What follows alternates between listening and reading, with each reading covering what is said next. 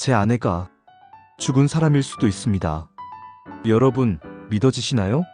이 말을 하는 제 자신도 아직 꿈을 꾸는 것 같습니다. 하지만 이건 꿈이 아닙니다. 지금부터 제가 들려드릴 이야기는 제 평범했던 삶을 송두리째 뒤흔든 충격적인 진실에 대한 기록입니다. 어둡고 불안한 피아노 선율이 시작된다. 낮은 현악기들이 깔리며 긴장감을 더한다. 해시태그 자막 제 아내가 죽은 사람일 수도 있습니다. 평범한 결혼 생활, 그러나 감춰진 진실. 1. 도입부 충격적인 발견 0-10분. 저는 평범함 그 자체인 30대 중반의 회사원입니다. 이름은 김민준. 결혼 5년차, 아내와 함께 작은 아파트에서 소박하지만 온기로 가득 찬 일상을 보내고 있었죠.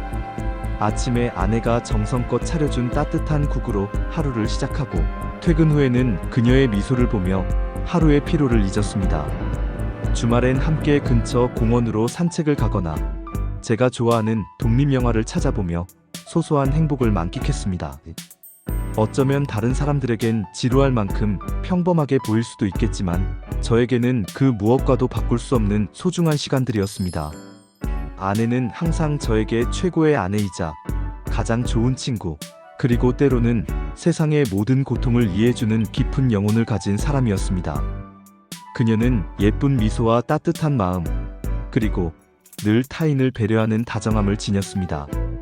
하지만 그런 그녀에게도 한 가지 저를 늘 안쓰럽게 만들었던 점이 있었습니다. 바로 자신의 과거를 거의 기억하지 못한다는 것이었죠.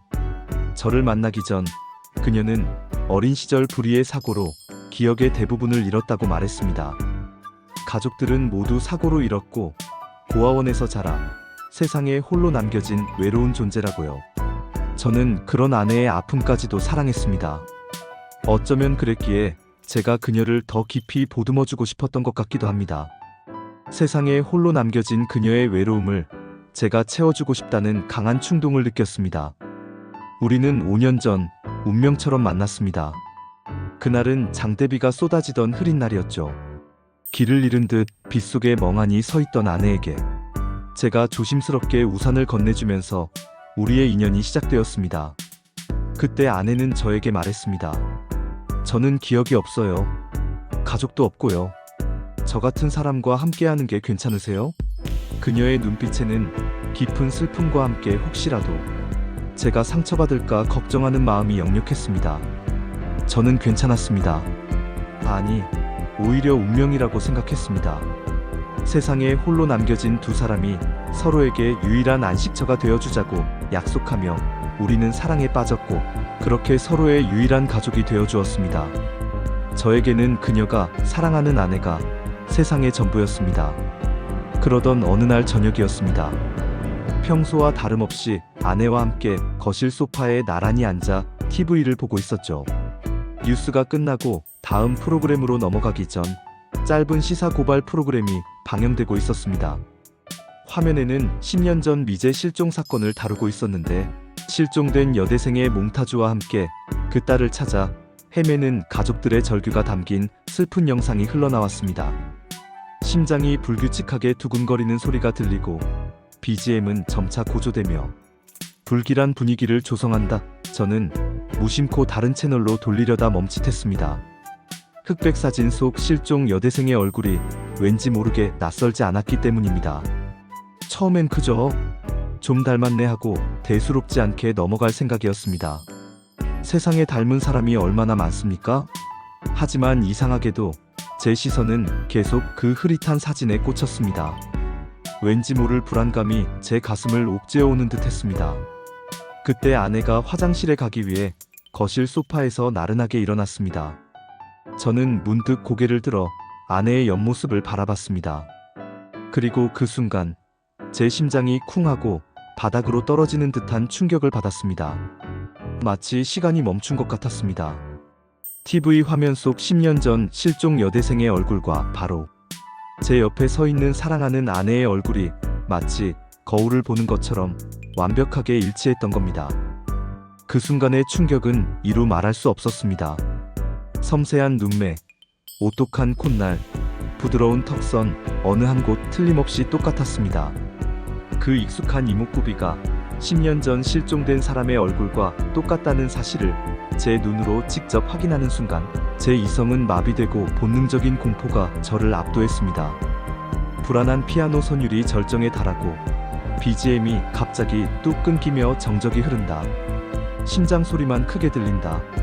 해시태그 자막 10년 전 실종된 여대생이 내 아내, 이 모든 것이 거짓이었단 말인가? 그때부터 제 머릿속은 혼돈 그 자체였습니다. 아내는 화장실에 간 사이 저는 미친 사람처럼 리모컨을 찾아 다시 그 시사고발 프로그램을 돌려봤습니다. 화면에는 실종 여대생의 이름이 선명하게 나타나 있었습니다. 김수진. 당시 20살이었고 통학버스에서 내린 후 감쪽같이 사라졌다고 했습니다. 10년이 지난 지금도 아무런 단서도 찾지 못해 가족들은 피눈물을 흘리고 있다고 했죠. 제 아내의 이름은 이지은입니다. 우리는 5년 전 운명처럼 만났고 그녀는 과거 기억이 없다고 했습니다. 과연 이것이 단순한 우연의 일치일까요? 아니면 상상조차 할 수 없는 거대한 진실이제 사랑하는 아내의 과거 속에 숨어 있는 걸까요? 이제껏 아무런 의심 없이 믿고 사랑했던 아내의 모든 것이 의심스러워지기 시작했습니다.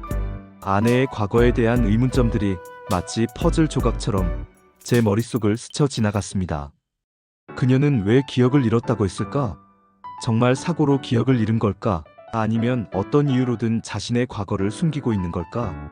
왜 가족이 없다고 했을까? 정말 고아원에서 자란 외로운 영혼일까? 아니면 실종 가족이 자신을 애타게 찾고 있는데도 모른 척하는 걸까? 왜 어떤 과거의 흔적도 남기지 않았을까? 모든 것이 의심스러워지기 시작했습니다. 제 가슴은 불안감으로 미친 듯이 뛰고 있었습니다. 저는 제가 그토록 사랑하고 믿었던 아내에 대해 사실은 아무것도 모르고 있었던 것 같았습니다. 이 잔인한 현실이 제 목을 조르는 듯 했습니다. 그리고 저는 결심했습니다. 이 진실을 파헤치기로요. 1차 전개부 조사의 시작 10-25분. 그날 밤 이후 저는 단 한순간도 편히 잠을 이룰 수 없었습니다.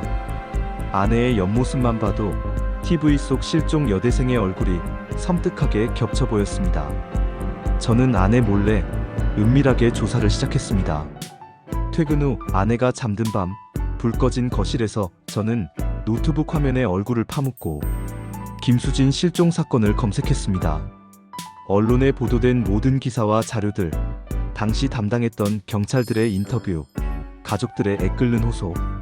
저는 마치 미쳐버린 탐정처럼 모든 정보에 매달렸습니다.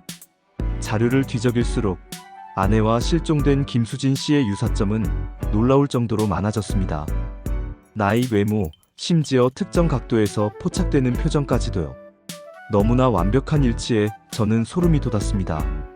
긴박한 현악기 BGM이 점차 커지며 긴장감을 고조시킨다.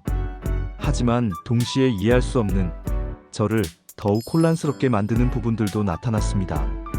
10년 전 실종된 김수진 씨와 5년 전 저를 만나 결혼한 이지은이라는 이름의 아내.